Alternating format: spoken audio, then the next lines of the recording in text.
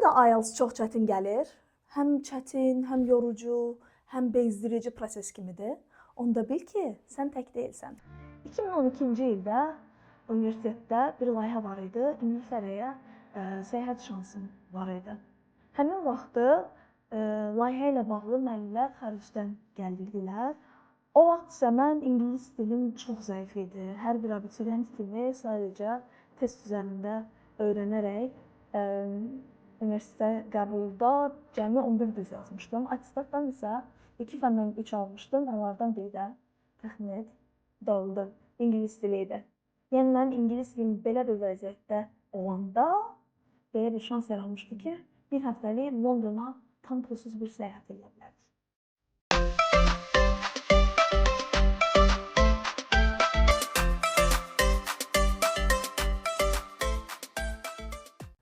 Salamlar. Bugün sizə öz ingilis dili səyahətimdən danışacağam. Mən necə oldu ki, öyrəndim və necə oldu ki, daha sonra IELTS aldım. Həmçinin IELTS-ı alanda istifadə etdiyim metodlar və hazırlıq, hətta həmin vaxtı hazırladığım qrafikin şəklini belə internetdən tapmışam, onu göstərəcəm və sizə son olaraq bir neçə tips verəcəm ki, bəs siz IELTS-a hazırlaşanda nə edə bilərsiniz? Hazırsınızsa, başlayaq. Bakıda bir kənddə böyümüşdüm. Ona görə də ingilis dili mənim üçün sadəcə bir məktəb fənni idi. Heç də yaxşı olmayan bir fənn idi. Hətta ən zəif olduğum fənlərdən biri ingilis dili idi. Ona görə bir gün desələr ki, sən ingilis dili müəllimi olacaqsan, xaricdə işləyəcəksən, xaricdə ingilis dili müəllimi kimi işləyəcəksən, ağlıma belə gəlməzdi. Amma bu necə oldu? Bugün məhz bundan danışırıq. Kənddə böyüdüyüm üçün təbii ki, şəhərdəki turistlərlə, başqa ingilis dillərlə kontaktım yox idi.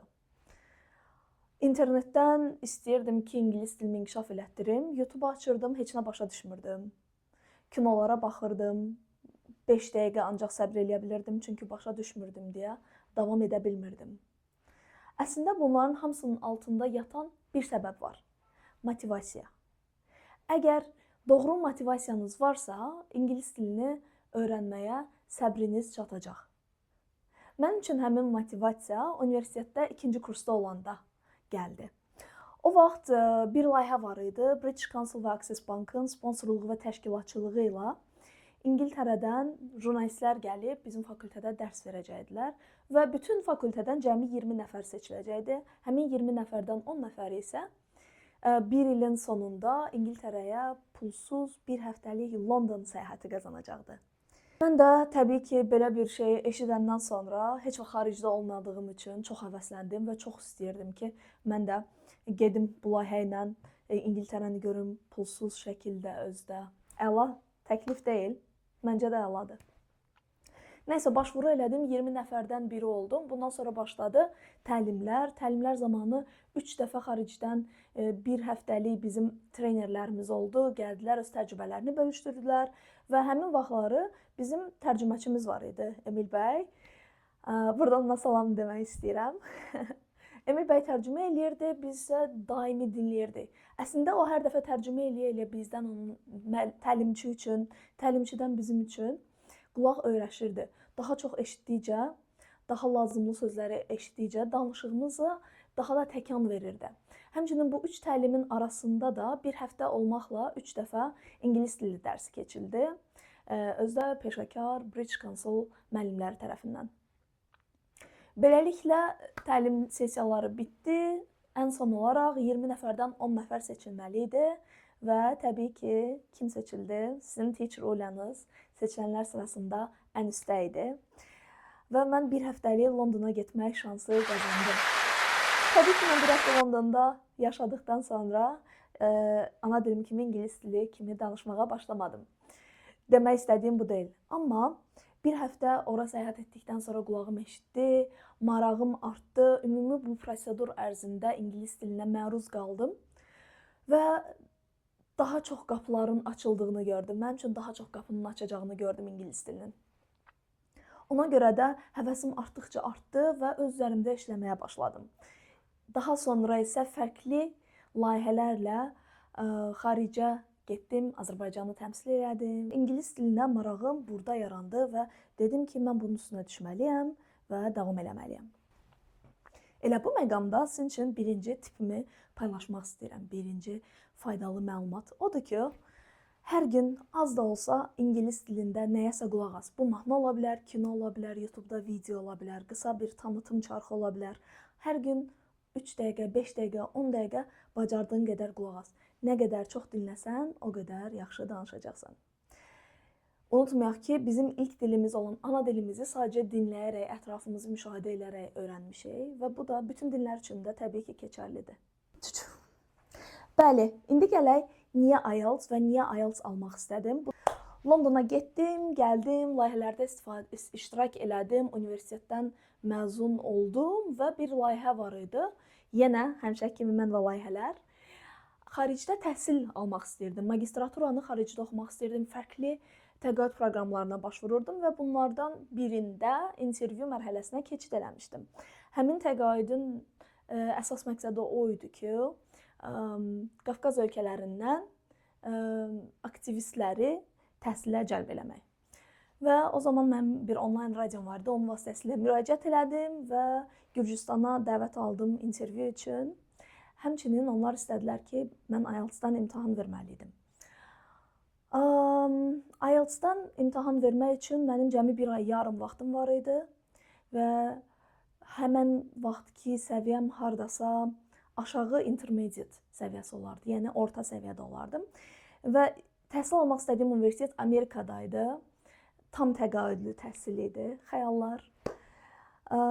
Təəssüf ki, intervyudan kəsildim. IELTS imtahanının pulunu da bu təqaüd verən təşkilat ödəmişdi deyə bir ay yarım vaxtım var idi, universitetim yox idi, işim gücüm yox idi. Bir ay yarımlıq proqram ilə özüm hazırlaşdım. Bugün sizə ondan bəhs eləyəcəm. Are you ready? Burada həmin planın şəklini görürsünüz. Yəqin ki, görəcəksiniz, əlavə eləyəcəm. Burada mənim bütün günlük IELTS hazırlıq cədvəlim əks olunub. Deməli, bir ay ərzində kursa getdim. Kursdan writing və speaking ilə bağlı müəllimdən tövsiyələr aldım, dərslərdən öyrəndim. Çünki yazı tapşırıqlarını öyrənmək o qədər də asan deyildi. Listening reading ilə də bağlı təbii ki, mənə köməklik göstərdi müəllim. Amma bir aydan sonra cəmi mənim 15-20 gün vaxtım qalmışdı. Yenidən bir ay uzatmaq istəmədim kursu və ona görə evdə belə bir cədvəllə hazırlaşdım. Cədvəldə görürsünüz, hər gün yuxudan dururuq, sözlər öyrənirik, günorta yeməyi yeyirik, bir kinoya baxırıq, sonra listening eləyirik, sonra reading eləyirik. Yəni bütün gün ərzində bütün tapşırıqlara yer ayırmışdım. Mənim gündəlik iş saatım təxminən 7-8 saat idi. 7-8 saat ərzində dayanmadan çalışırdım, fasilələrlə, yəni, amma bu hər gün davam eləyirdi.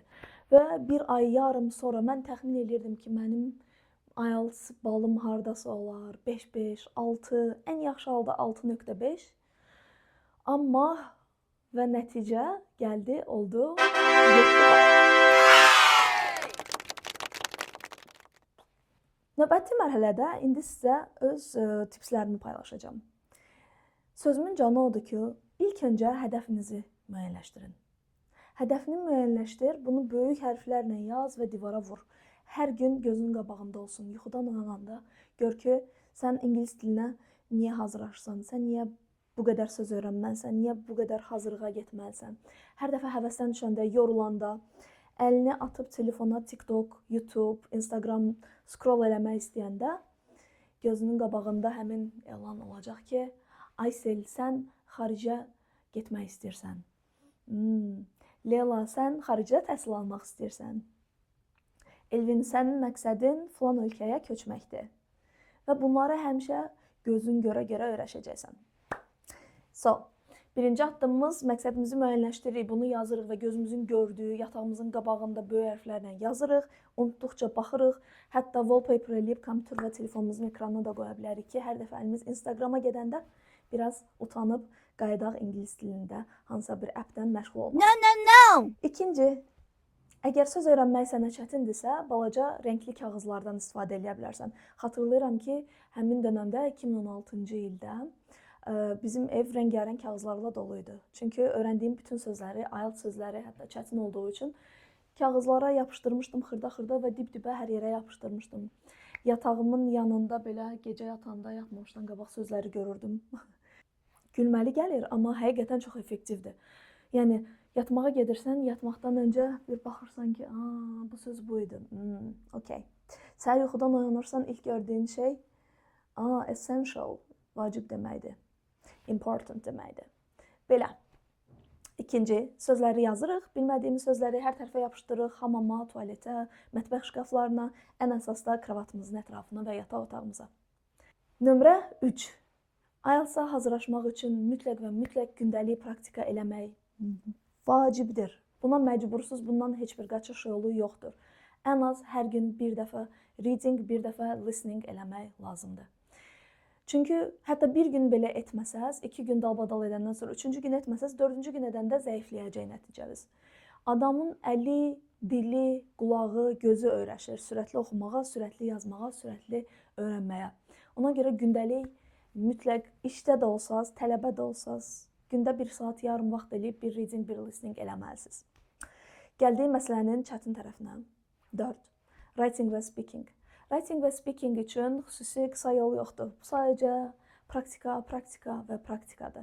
Bunu bir müəllimlə də eləyə bilərsiniz. Amma əgər pulunuz yoxdur, vaxtınız yoxdur, imkan yoxdursa, başqa IELTS-a hazırlaşan insanları tapıb öyrənə bilərsiniz. Facebookda belə qruplar çoxdur.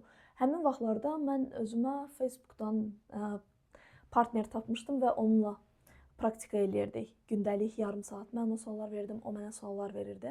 Və bununla bağlı fərqli applər var ki, bir sonraki videolarda bunlar haqqında paylaşacağam. Məqsədiniz nə qədər böyük olsa da, bunu kiçik hissələrə bölürük və hər kiçik hissəni hesablaya bilirik, ölçü vahidinə bölə bilirik ki, nə edə bilirəm. Məsələn, birinci həftə 4 dənə listening eləyəcəm, 4 dənə reading eləyəcəm, writingdən 2 növ taskı eləməyə öyrənəcəm. Bunu belə yazırsınız. Yəni, bütöv ayı həftələrə bölün, öncədən planlayın ki, nə öyrənəcəksiniz, hardan öyrənəcəksiniz. İnternetdə resurs çoxdur. İngilis dilində də olanlar var, Azərbaycan dilində olanlar o qədər çox deyil.